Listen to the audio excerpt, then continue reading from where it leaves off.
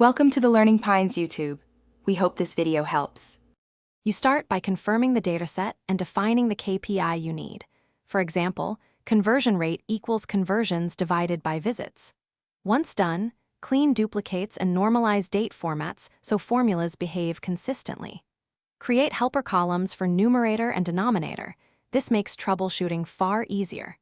Make sure to tag categories or regions now.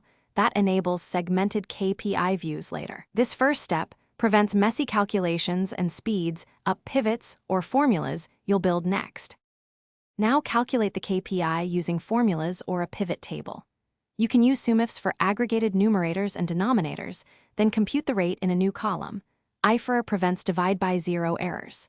Once computed, create a pivot table or dynamic array to aggregate by time or group. This reveals trends quickly.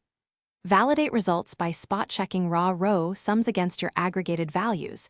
If numbers mismatch, trace back helper columns. This middle phase ensures accuracy before visualization. Finish by visualizing and automating delivery of your KPI. Build a line chart for trend analysis and use conditional formatting to highlight threshold breaches. Dashboards should update when you refresh the table. Convert your data to an Excel table and use named ranges or a small macro to refresh calculations automatically. If values look wrong, first check active filters, hidden rows, or inconsistent date formats. Those are common culprits. One key troubleshooting tip: recreate the pivot table from a fresh table to isolate corrupt cache. Thanks for watching. Consider subscribing if we helped you.